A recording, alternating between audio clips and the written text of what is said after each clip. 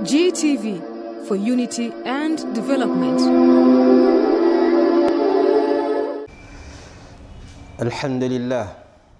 الحمد لله الذي أنزل على عبده الكتاب ولم يجعل له عوجا قيما لينذر بأسا شديدا من لدنه ويبشر المؤمنين الذين يعملون الصالحات أن لهم أجرا حسنا ماكثين فيه أبدا وينذر الذين قالوا اتخذ الله ولدا سبحانه. الحمد لله الذي هدانا لهذا وما كنا لنهتدي لولا أن هدانا الله. الحمد لله amatenda amalungi ga Allah subhanahu wa ta'ala asimye n'atusobozesa okulabika nga twongera okutunula ku TV eno gaggadde Global Television Network GTV TV y'eggwanga lino. Tusaba Katonda ateekemu omukisa muyo n'abagikolako bonna abawa omukisa era n'abateesiteesi baayo okulabika nti tubatuukako wonna we muli mu mayumba gammwe, mu buliri bwammwe, mu bisulo byammwe, mu madiiro gammwe. Tusaba Katonda abawa omukisa era abateeremu obwangu, ensonga zammwe zonna zigguse olw'okubanga mukola omulimu ogw'ekitiibwa ogw'ebbeeyi. Nammwe abagiraba ne mwerekereza mutuula ku yo ne musobola okulabika nga endala zonna muzireka mu kaseera kano ne muwaayo akadde kammwe mulabike nga mwongera okutegeera ebigambo by'ekitiibwa Allah subhanahu wa ta'ala. Mwattu nno Allah yabawaana abakozi b'omulimu guno omulungi ogw'ebbeeyi n'agamba nti waman ahsan qawla mimman daa ila Allah wa amila saliha wa qala innani min almuslimin. Ani asinga ebigambo ebirungi, ani asinga oyo akola omulimu ogw'ekitiibwa gw'okukowoola abantu nga bazza eri Mukama Katonda waabwe era nga naye yeewaddeyo n'agyemulukira Katonda ng'era mukozi wa mirimu mirungi. Tubasiima nnyo mwenna abafuuse ensonga okulabika nga olutimbe luno gaggadde lubeerawo era nammwe abalulaba tusaba Katonda abawa omukisa amalire ensonga zammwe. Abatannagenda ku Kaaba mwenna mugende mulambule ku nnyumba y'owekitiibwa Allah subhanahu wa ta'ala.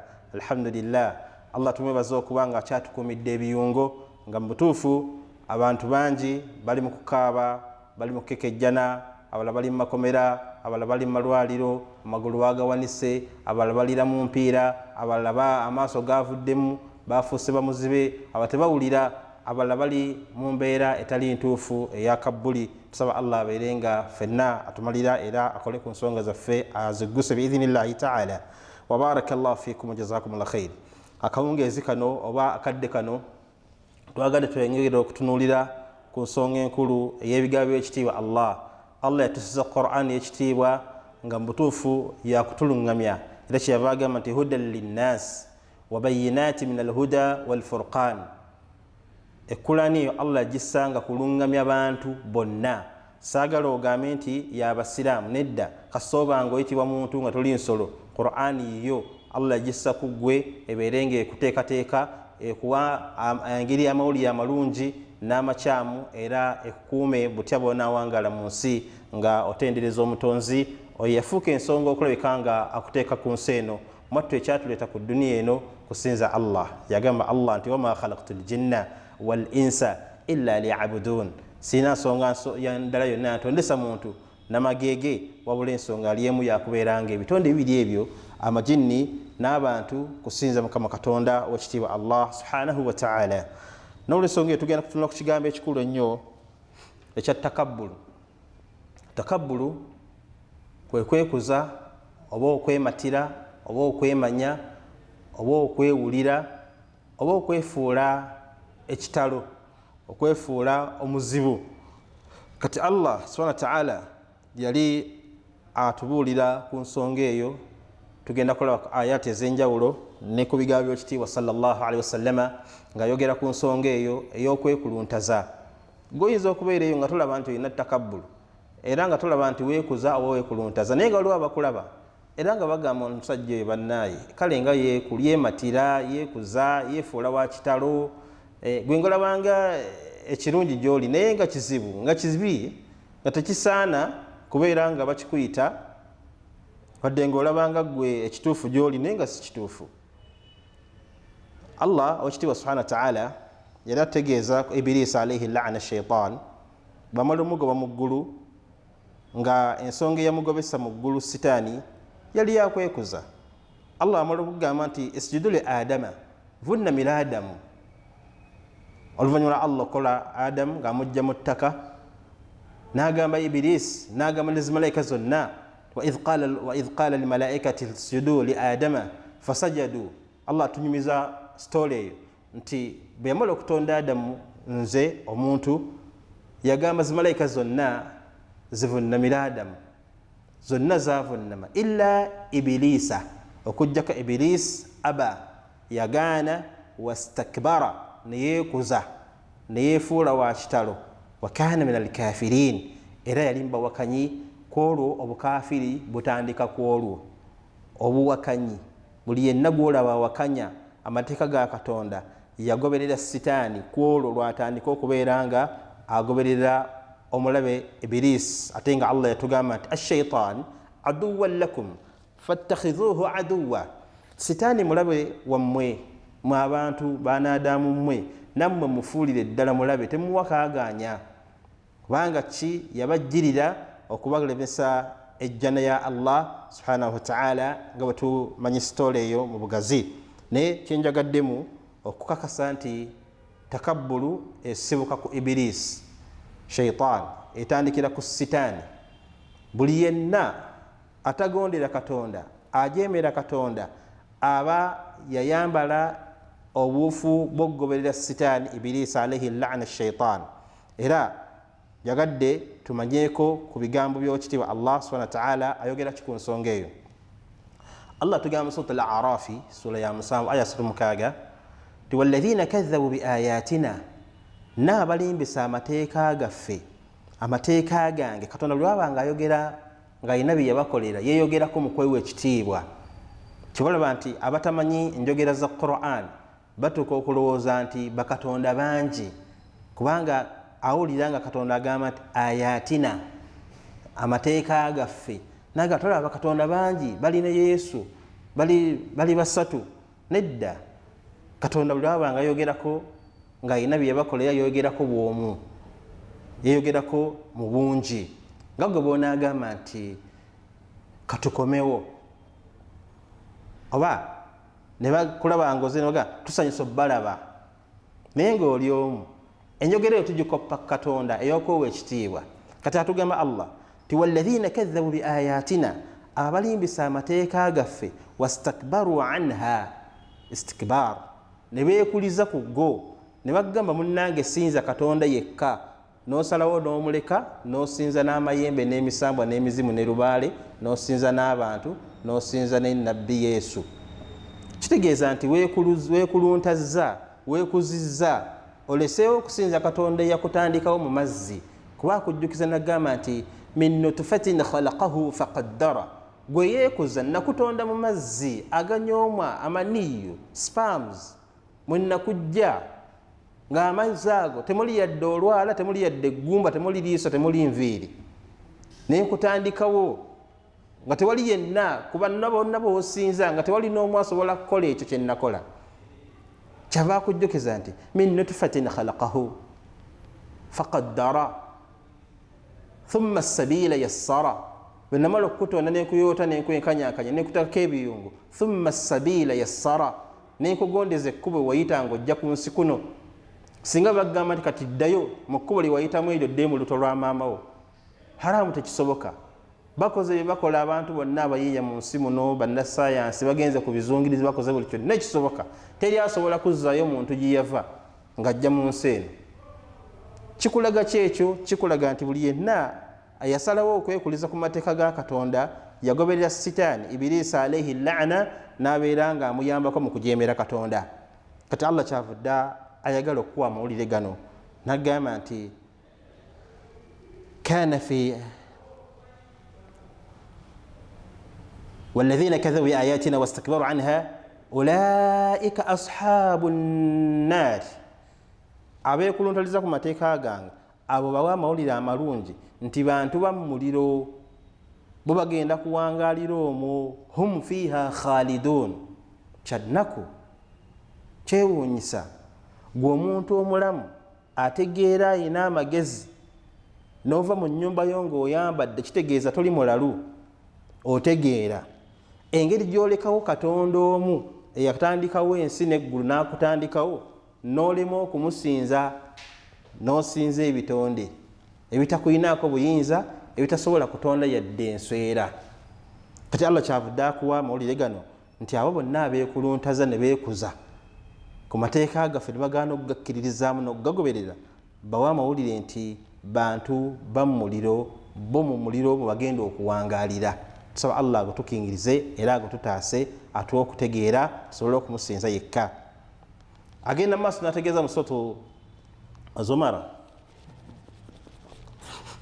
suratu aya 35 aya 43 Allah agamba ba'da a'udhu billahi minash shaitani rajim istakbaru fil ardi wa makaru sayyi wa la yuhiqqa al makru sayyi illa bi ahli fahal yanzuruna illa sunnata al awwalin falan tajida li sunnati Allahi tabdila wa lan tajida li sunnati Allahi tahwila.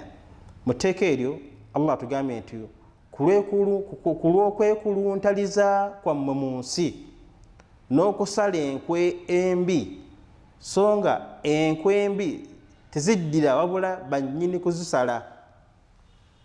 Nga bw'onaasima ekinnya kigwemu banno oba okyetalaatala eyo, Allah n'aleeta ekitonde nekikugobaganya okakananga gw'ogudde mu kinnya kyewasimidde banno.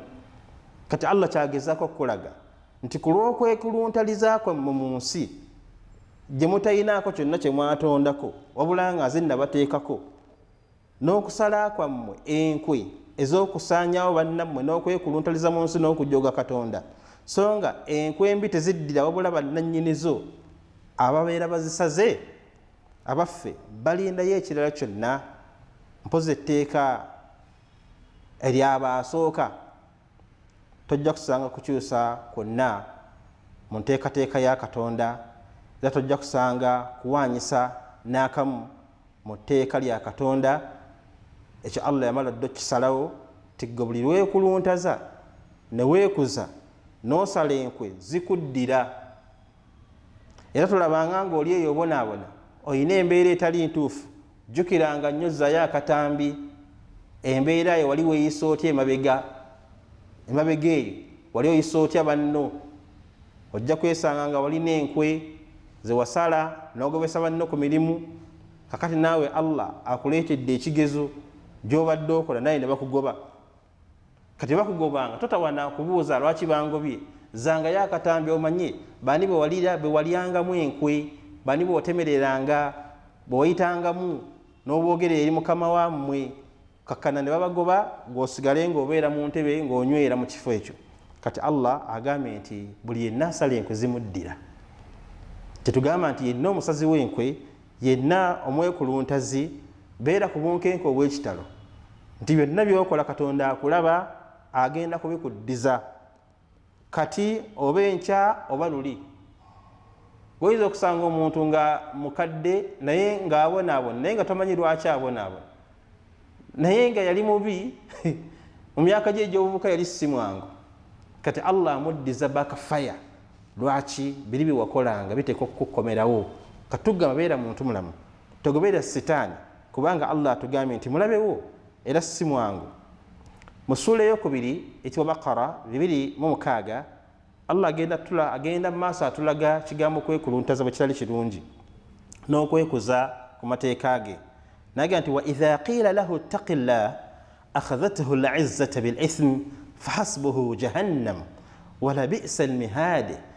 Baba bagambiddwa nti oteekwa oti Allah akwatibwa okwekuluntaza n'okwonoona, ekyo ne kibeeranga nga kunyooma gyali kimumale okuba omuliro jahannam, nga bwe buddo bw'abo abantu abaalinga beekuliza ku mateeka ga Katonda, nga bwe businga okuba obudde obubi. Buli Allah lwabeerako kyagamba, gwe omutonde gwe baatonda obutonzi nga si gwe weeteeka mu nsi muno, si gwe weereeta, si gwe weetandikawo, oteekwa kugamba nti sami'ina, mpulidde, wa ata'ana, era ngonze.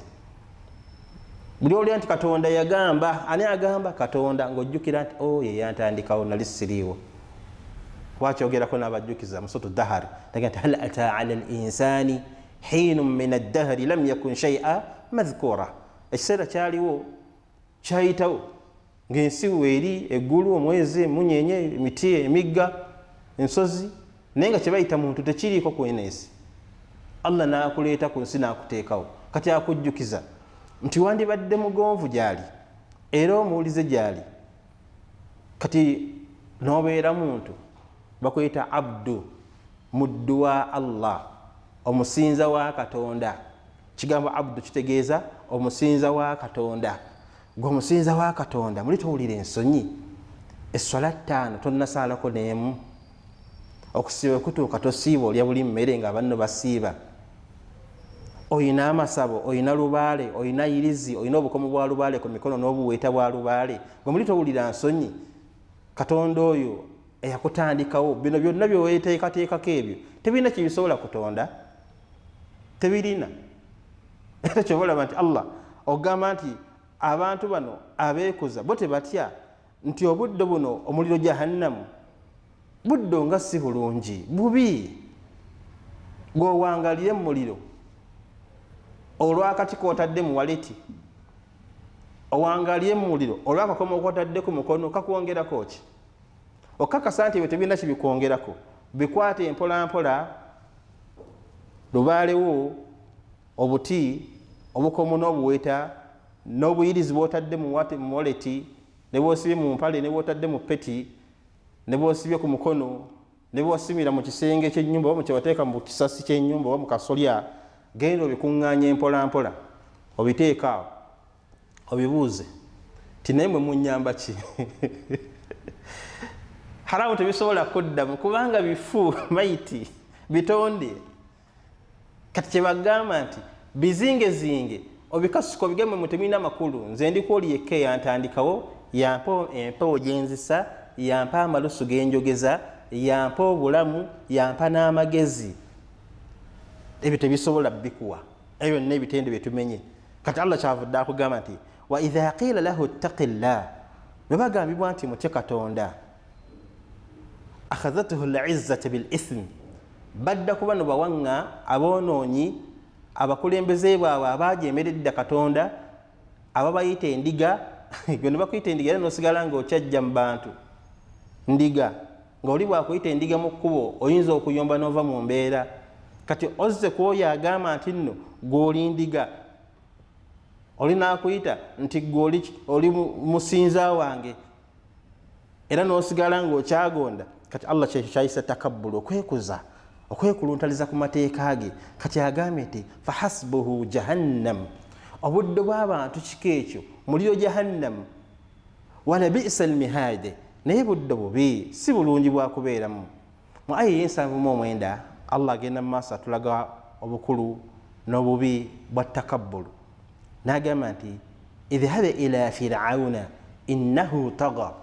Yagamba Musa alayhi salam nti genda eri Falaawo oyo, innahu tagha, ayitirizza obujeemu, ayitirizza emputtu, ayitirizza okwekuza n'okwekuluntaza.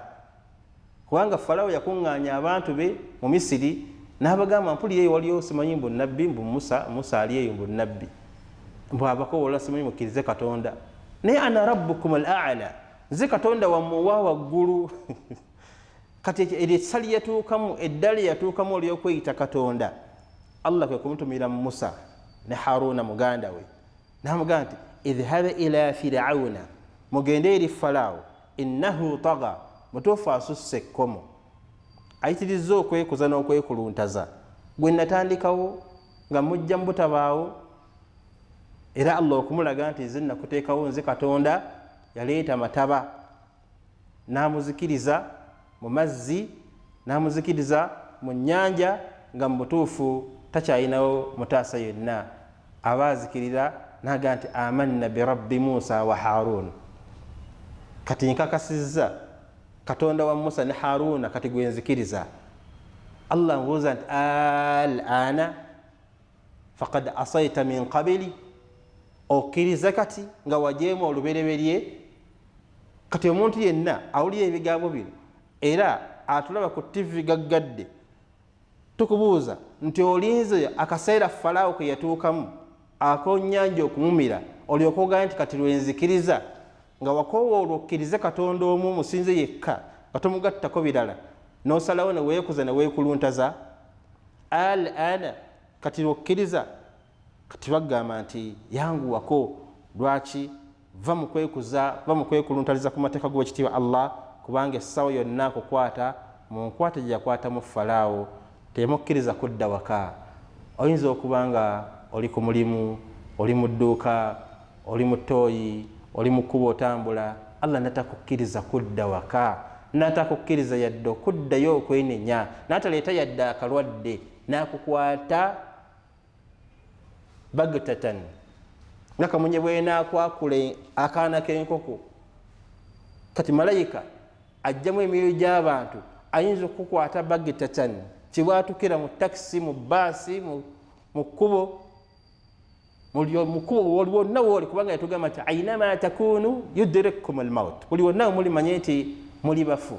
Kikyabalimbalimba ku ssa gwe bw'ossa olabanga akyaliwo naye nga lutemya lwa liiso nga Allah alagira bulagizi nti oyo muleete. Oba oli mu ssala, oba oli mu kiyigo, oba oli mu ttooyi, oba oli mu luguudo, oba oli mu takisi, oba oli mu mmere olya, Allah naga nti bamuleete. Tosobola kufunayo kaddeyo ka yadde obeera nga mugonvu eri katonda we, takkirizibwa kukozesa kigambo nze ne bwe kuba konkona wakaawo. Yabuuza ani, tokkirizibwa ga nti nze. Yongerako erinnya lyo ti nze Abdallah, nze Mustafa, nze Maimuna, so siga nze. Ekyo kigambo nze shaytaani kye yakozesanga amaze omugoma mu ggulu. Allah mbuuza nti lwaki oganye okuvunnamira Adamu?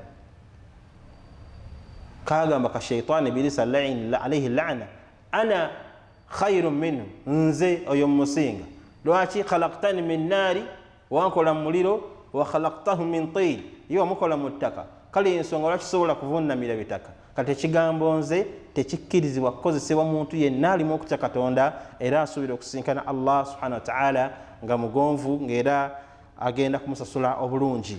Kati Allah kyagamba mu hadithi al-Qudusi ti takabburu izaari, nze nteeka okwekuliza ku bitonde kuba nze kabitonda.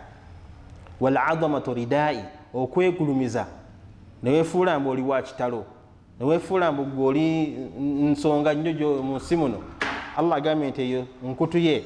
Kyavudde agamba nti faman naaza'ani, yenna nkaluubiriza, yenna agezaako okunkayanya. Faman naaza'ani wahidun minhuma, yenna nkayanya nzijeko ekimu ku bibiri, suuka oba enkutu, qadhaftuhu fi nnaar, jjamu kasuka mu muliro. Lwaki? Kubanga aleseewo, ateekeddwa okusinzibwa mu mazima, ateekeddwa okubanga yasabibwa, ateekeddwa okubanga yeesigamirwako, ateekeddwa okubanga yayamba ebitonde, n'adda ku bitonde, n'agulumiza ebitonde, n'asinza ebitonde, n'ava ku mutonzi Allah subhanahu wa ta'ala ne yeekuza. Eyo takabbulu. Mu hadithi endala Nabbi sallallahu alaihi wasallam atugamba nti la tadkhulu aljanna, tajja kuyingira jjana man kana fi qalbihi mithqala dharratin min kibri, yenna ayina mu kifuba kye akanyiikuuli ka dharra, empeke oba yakalo oba kasimusimu, nga yeeyo gy'oyina mu kifuba kyo nga kwe kwekuza kw'olina.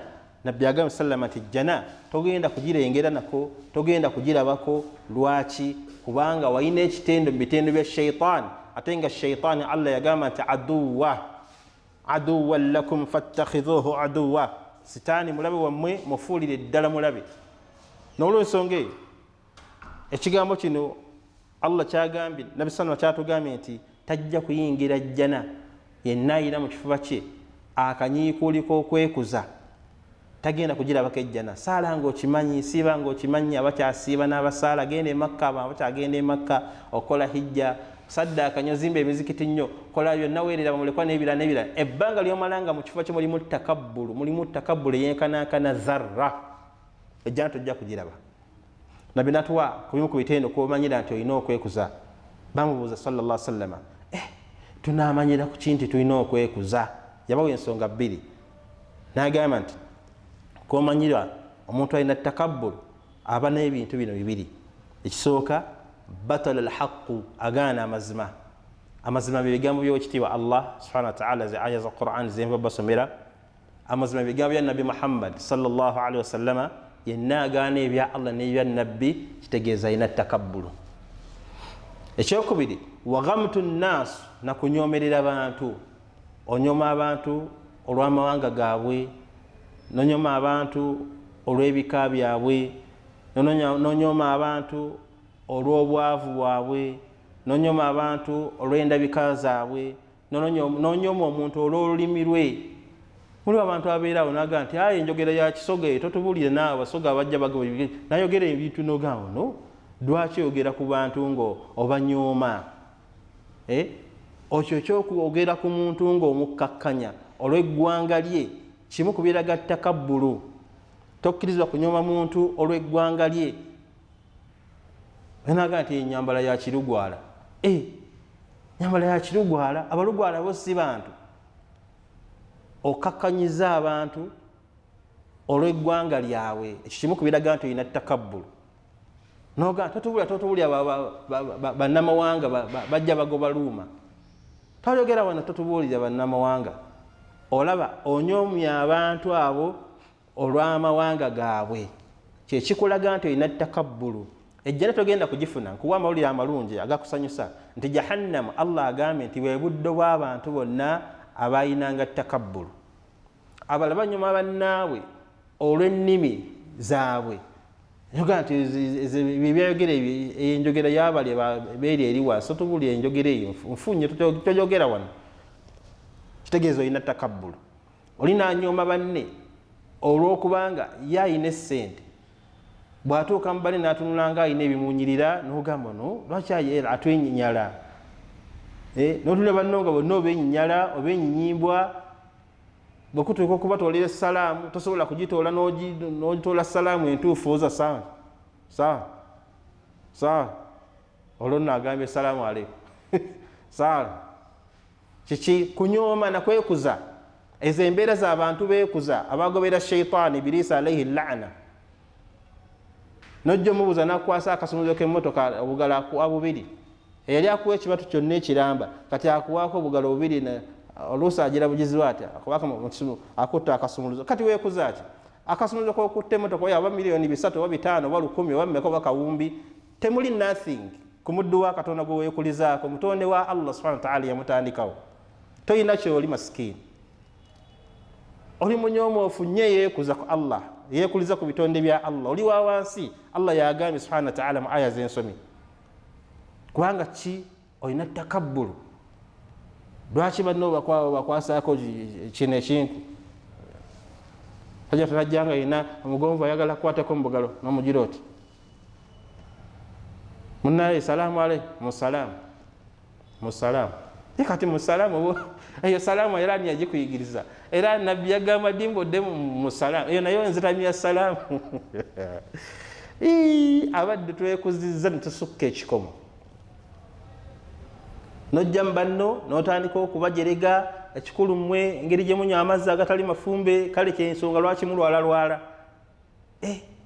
buli abanywa agatali mafumbe babeera balwadde olwokuba Allah yakusitula gw'onywa ziminoota onywa ebika by'amazzi ebyenjawulo bimwakola eyo katodde ku baddu ba Mungu abatalina yadde nayikonto ku kyalo banywa ente we zinywa nabo bwe banywa obeekulizaako olwokuba Allah yakusitula n'akuwa ku sente abaana yeekuza lwaki olw'ebyo yasomera bebagamba nti abo basomera Misiri totubula nawe bamisiri naawe walogo Misiri wavaayo abalina irimu olabye oyo neekuza olwa yeyi yasomera nebagamba nti abo basomera Sudan totubula naye Sudan naye waliyo irimu bamakanika bali eyo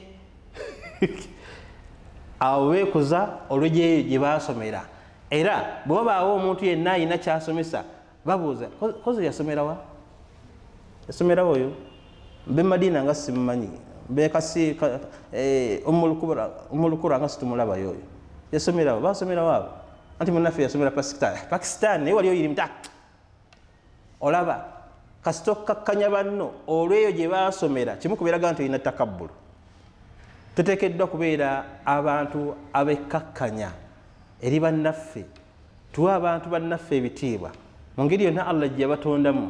Oba oli mulema osanga omuntu nga mulema oli naamukkakkanya olw'obulema naga nti abeera Katonda kyava abalemaza tebalina makulu kyava abalemaza golowooza nti okulemala yakuyita okubeera aliko obulemu yamala kukuyita alyoka abeera ekyo omujerege olwekyo kyali tokimanyi nti essaawa yonna ofuuka kyali n'okumusinga kubanga innama amruhu idha arada shay'an an yaqula lahu kun fayakun.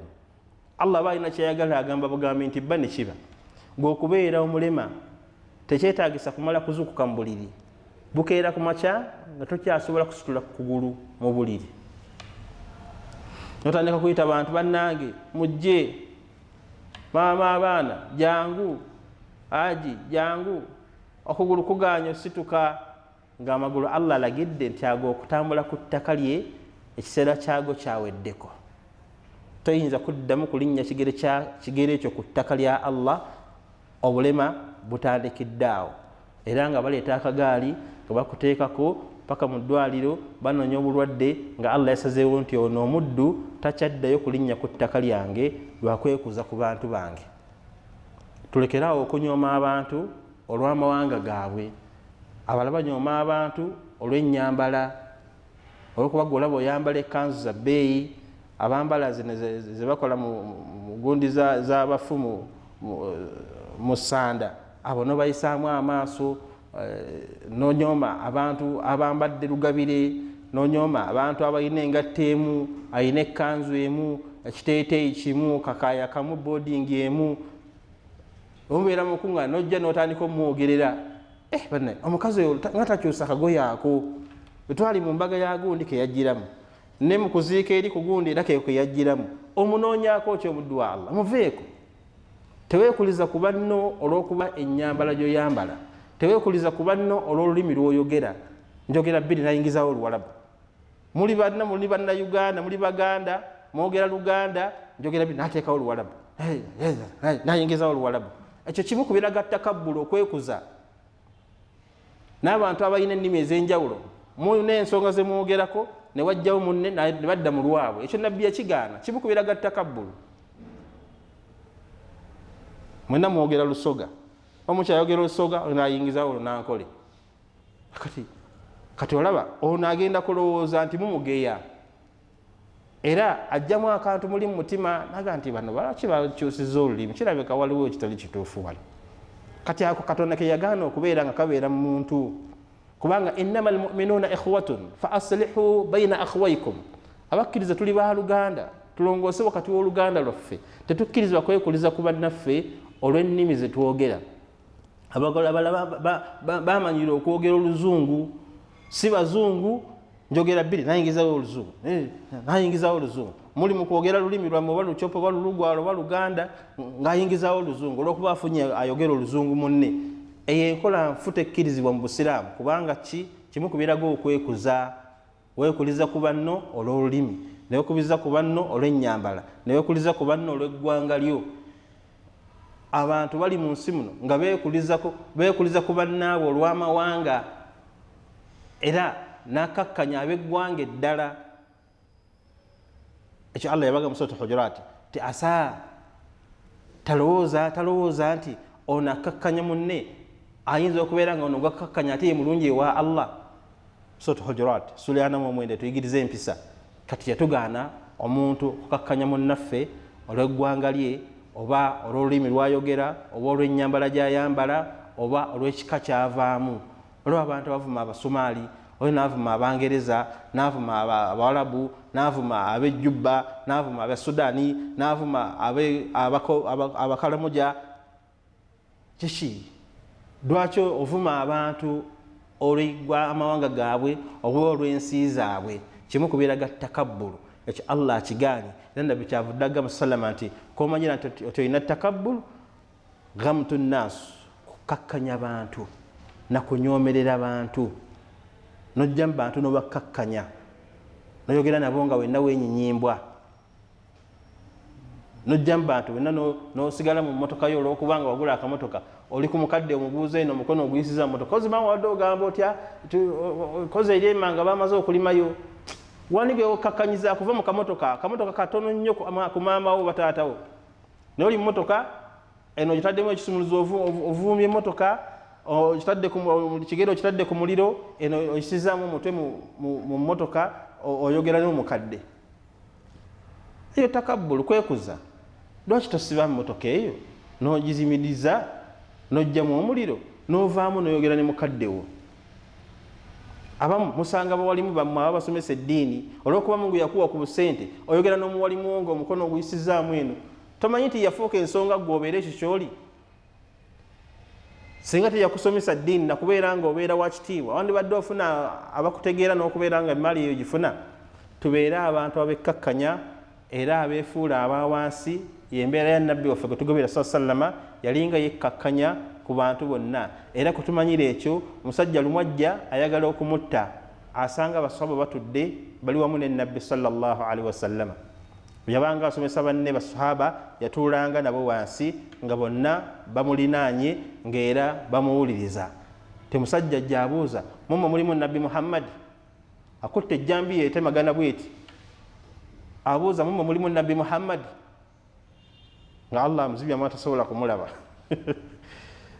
singa yali ali ku kituuti ng'atudde waggulu yeesukulumiza ali matiribona oye mukulembeze waffe oli teyantawanye kubuuza olwandizi yandize buzinga amusawako mutwe naye lwaki olw'enneeyisa ya nabbi sallama yalinga yekkakkanya awali banne era kyobola nti allah yatuuka okugamba mu quran naga nti law kunta faddan galida alqalbi yanfaddu min hawlik singa wali wabboggo oba omutima omukakanyavu ow'ekkabyo bandikudduseeko amasahaba bo abamu twekuliza ku bakozi be tulina olw'okuba waleeta omukozi omufuulanga kitalina makulu n'ovuma musajja mukulu n'omuvuma n'omukakkanya mu bantu olw'okuba guwamuwa omulimu ebyo embeera si ntuufu mbeera yakwekuluntaza ya takabbulu omuntu ono gw'ovuma oluusi alina emyaka egisinga egigyo akusinga emyaka kumpi emirundi 3 kale omusinga obukulu naye bw'onaaba omuyisiza mu mbeera efaanagana bwetyo naye bw'anaaba nga akuzeemu n'afuna obuvunaanyizibwa najja kukakkanyanga baakozesa kubanga embeera gwe wagimuyigiriza bagamba nti ennyonyi enkulu eyigiriza ento okubuuka kati gwe yenna alina b'okozesa okuviira ddala ku mukozi wo owawaka bwemuyita omukozi awusigala awusibooyi ate nga n'erinnya eryo si ttuufu ddiita bannammwe kubanga tebazza musango okujja okukola mu maka gammwe gamba nti omuweereza wange eryo eddinnya eddungi omuweereza wange oba muganda wange lwaki ekyo kikuggyako ki era omuyita biri oyongere omukkakkanya omufuule nti wa wansi bw'okyaza abantu abazze wakaawo okwagala okulaga nti mukozi n'ovuma n'ojolonga n'otyobola n'okukkakkanya n'okuba n'okkuba embeera ezo si ntuufu obusiraamu tebuzikkiriza bimu kubeeraga nti olina takabbulu weekuza lwaki weekuliza ku bantu tomanyi nti essaawa yonna abaana babo bajja kufuuka ngaoyo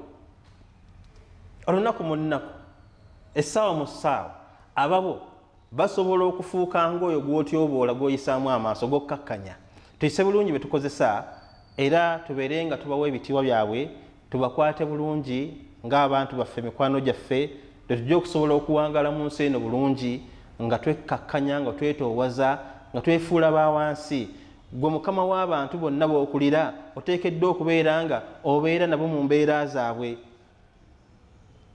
emisala teginnaba kulabika tonnafuna z'obasasula yogera nabo bulungi bagambe tulyeko ffenna ekyemisana muba mulyamu mumaze okulya ekyemisana munaabako mu ngalawo nti bannaye nno akasente kakeereyeemu naye ffenna tuteeke muki tuteeke mu ddwa tuwanike emikono tusabe allah akasente kaffe kanguwe musobole okufuna ku musaala naye toyogera nabo toyagala kumanya oba balidde oba tebalidde tomanyi basulawa batambula batya okutuuka ku mulimu gwo ne babanja omwezi gumu ne bayingira ogwokubiri toyagera nabo kati gweoyagala bakoleki banatandika okubba ebintu bye bakola oba okukubera nga bakuyisa bubi oba okwekalakaasa nga totandika okugamba temulina mpisa temutegeera temumanyi nti ze mukama wammwe mukama waffe ssebo tondaba kutegeera byokola abantu b'okozesa tebeetaaga takabbulu kubeekulizaako oteekeddwa kubeera nga obeera wa wansi nabo, wekkakkanye nabo, tambula nabo, oli bwakeere wayogera naye bulungi. Munnange leero ng'okeereye muzibu obusanzeewa, akulimba oba akubulya ekituufu. Naye n'omwala asinga mwe musiru gwe totegeera, tolina na magezi wano omulimu gw'otuukako gwa jjajjaawo gwa kitaawo. Nise nagamba nti gwa kitange. Enkola eyo ey'okuwalaasinga abantu be tukozesa n'okubayisa obubi n'okubafuula ng'ekyokuttale, kimu ku biraga takabbulu, okwekuza. Kuba Nabbi atugambye sallama tukomanyira nti olina takabbulu, ghamtu nnaas, batal alhaqu, kugaana mazima bigambo by'ekitiibwa Allah subhanahu wa ta'ala, wa ghamtu nnaas, na kunyomerera abantu oba okukkakkanya abantu.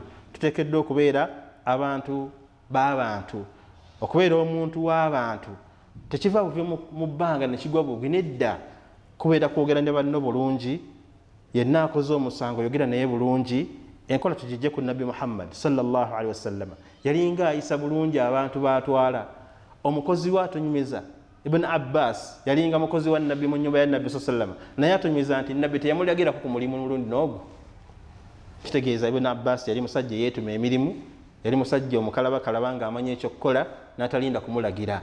Naffe olwaleero abakozesebwa tulina embeera y'okubeera nga olinda kuduumira, bakuyita waduumira, olinda kuduumira, omanye ekyakuleeta okukola, omanye nekyolina okukola, era olina mala kuduumira nti kati kola kino kikole, anti kati wano yerawo, anti kati ebintu byoze, anti kati teekako kino, tikola ne kino. Lwaki olinda okuduumira? Lwaki olinda okukulagira?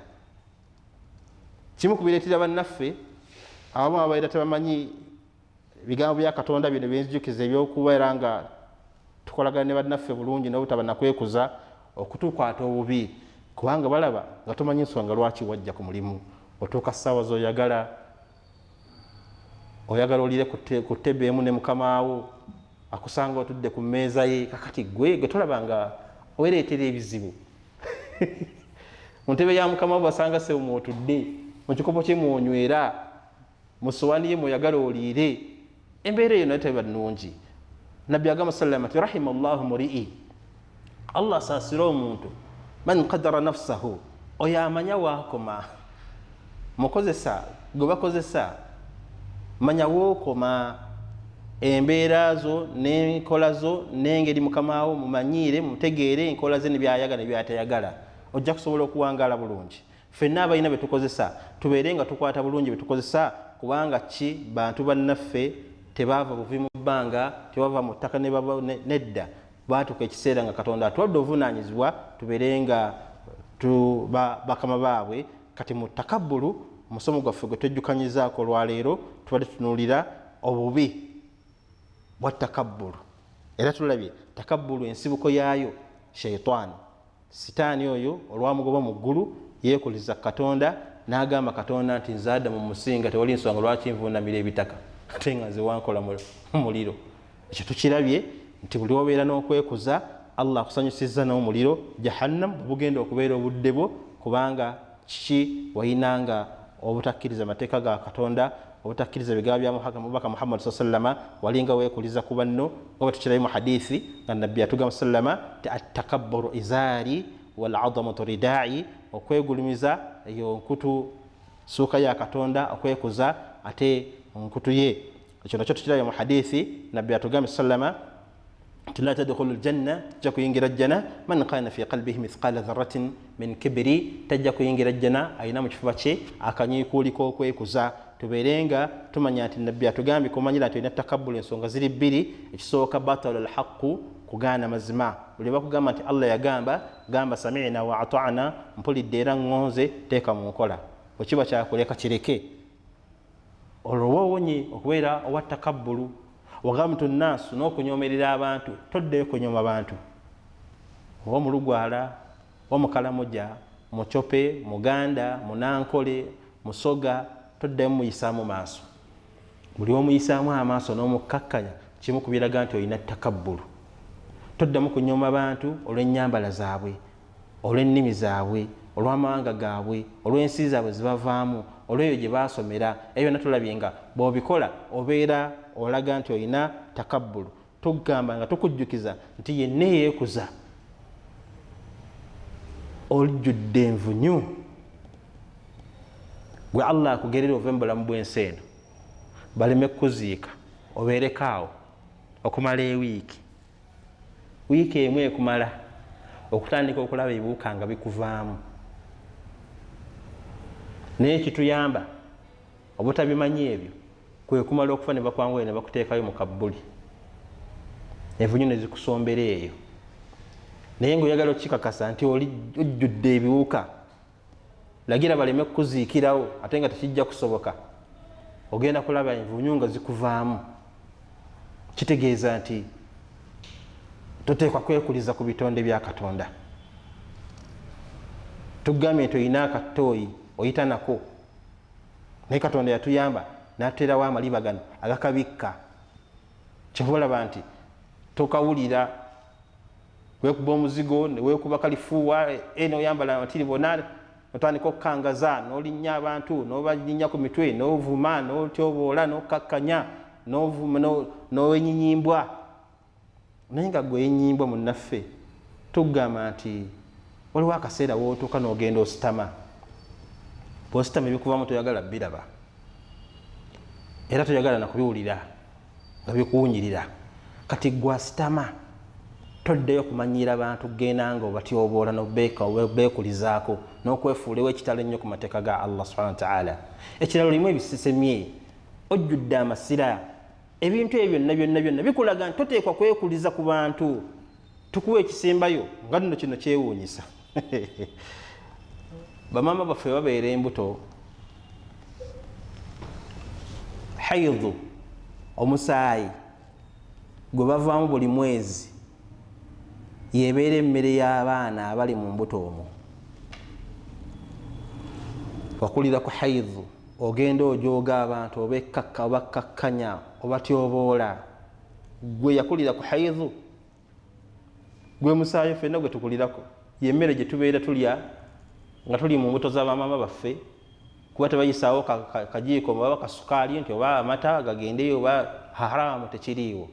Eno yali haidhu yefuuka emmere y'omwana ono, kwe kulaba nga omukyala aba lubuto aba takyagenda mu nsonga, kubanga ensonga ziyandigenzeemu omusaayi ogwo gutuuka okubeera nga Allah agukola mu ekyokulya ky'omwana ono, n'akulira okwo paka lwatuuka okuva mu lubuto lwa maama we.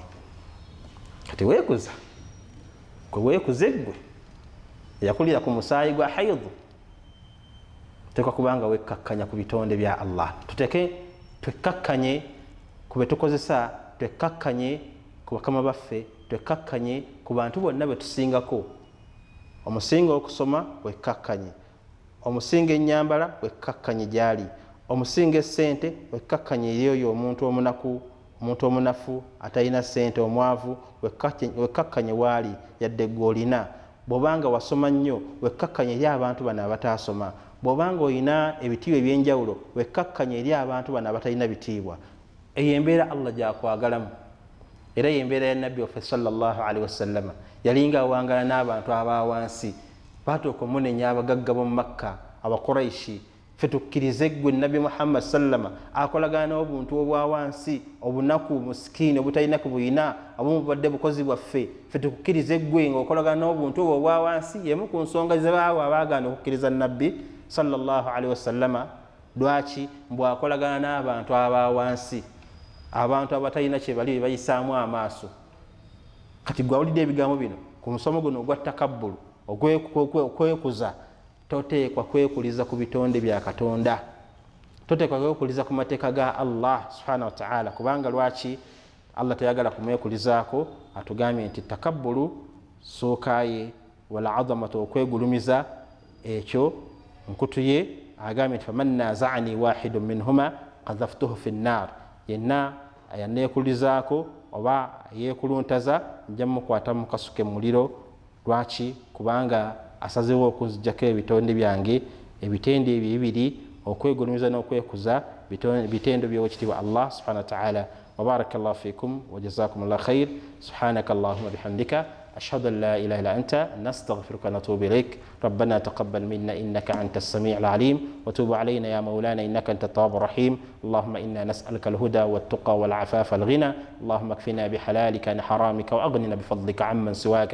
صلى الله ساسري abantu bana bakola ku TV eno abawe omukisa abawe emaali baganda baffe barashidi ne bannaabwe banadia ne bannaabwe ba Umaru bonna nga mu gurupu bwenna bwekola emirimu gya Katonda egy'okuweereza ku mpewo da'wa. Tusaba buli yenna alina ku ssente teeka ssente mu da'wa. Buli yenna alina ebirango leeta TV eyiwa ebirango esobole okuyimirirawo.